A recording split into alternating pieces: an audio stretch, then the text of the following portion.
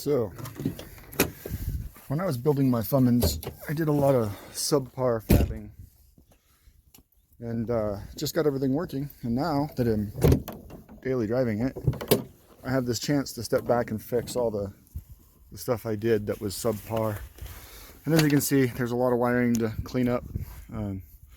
And I have a soft flexible tube for the intake that I want to build a box and make a decent hard tube for, but the one that concerns me most is this cold pipe. And as you can see, it doesn't line up well at all. I don't know if I can get a better angle on that, but the angle is just completely wrong.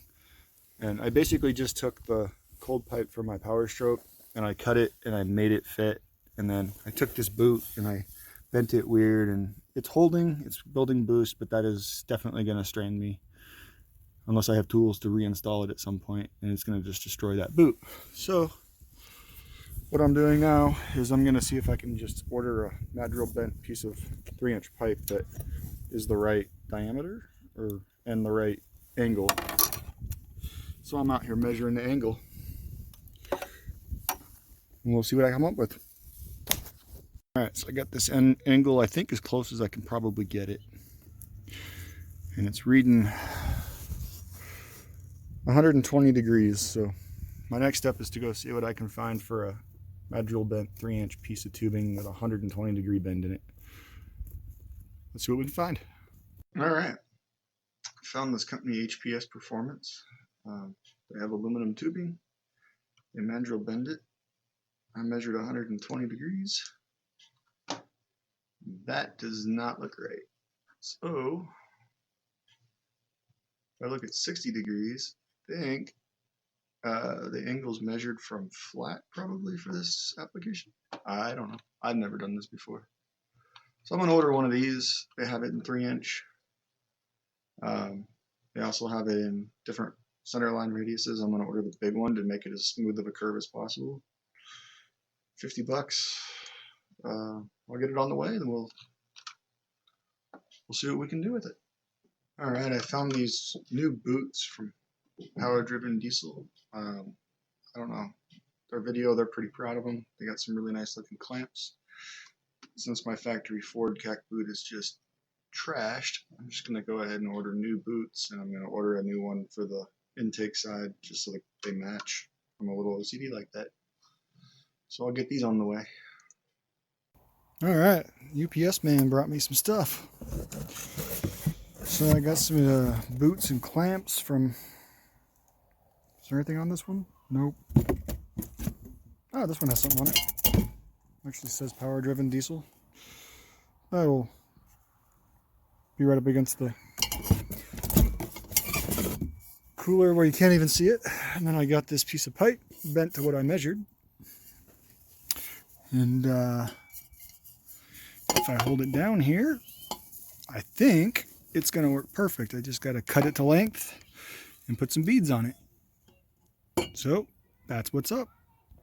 All right, so here's my Power Stroke 7.3 pipe that I cut to make work. And here's the one I ordered. And as you can see, the angle is very different. So it'll be interesting to see how I can make this one fit. Well, after the first cut, she lines up pretty darn close. I think I'm going to measure that, make sure it's seated properly, and then I don't think I'm going to have to take much off of this at all, but maybe like 1/4 of an inch. We'll measure it and we'll see, but I think this is going to fit perfectly because it's just sitting right in place. Well, she lines up pretty good. No clamps needed to hold it in place, which is a major improvement over the old one. I think down here, there's a little bit of a gap, but I'll put a bead on the end of that one and that clamp, and I think that will just hold way more PSI than I'm going to toss at it. So now I can go ahead and put the old one back on, and I can take this one and put some beads on the end and polish it up and take it to the powder coater. All right, well, we're ready to put some beads in the ends of this. This is aluminum. Some people might try welding them on if they had an aluminum welder. I do not. But, let's see. I do have a bead roller. So, get this in the vise and we'll get some beads put on it. Alright, if you've never seen one of these before, basically put it in there and you turn it. And it puts a bead on it. This is one that's made by Jags, and I can't say I recommend it. It's not a very well designed bead roller. It does get the job done, but it's kind of, it wears in right there, and then you have to put it in the vise all weird because it barely has enough distance there to get the pipe there, and yeah. But I'll continue rolling it, and pretty soon I'll have a bead. All right, I got some beads rolled. Didn't do them too huge, but I think they're big enough to catch those clamps and stop it from popping off. Now I just got to get the edges smoothed out, get any rough edges polished up, and I think she's ready for the powder coaters, like for real. Here she is. I think she's all smoothed up. Got the edges all pretty smooth. When I get back from the powder coaters, I'll take another run over them with sandpaper just to make sure I don't ruin my boots. And yeah, gonna make this sucker Ford blue for cold pipe. We'll see how it turns out. Well, here we are. Time to drop her off at the powder coaters. Well, they got her done. She looks great, but it's really cold out, so I'm gonna have to wait for a slightly warmer day to get her installed. But she's ready. All right, one last look at this before I pull it out for the last time. I'm not really sure if I can get the best views on it, but I'm looking forward to seeing the new one put in there, that's for sure. Come around this way. That's what she looks like. All right. One last look at the old versus the new. And you can tell there's quite a difference. Hopefully this just fits that much better. So one little detail that's left is a little cleaner. If you're ever putting new boots on, you want to get all the oil off so it's not slippery. And a good rule of life is that if you're going to have lubrication on something, it should be a condom, not your cack. That stuff will make your boot slip right off. All right.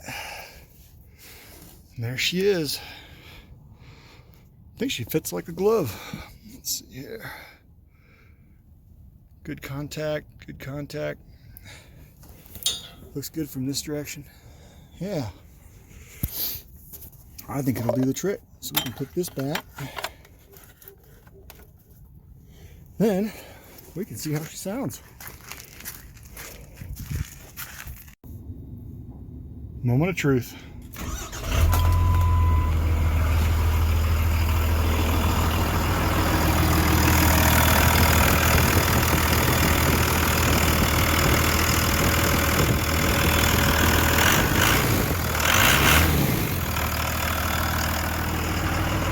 All right, so I added up what this cost me, and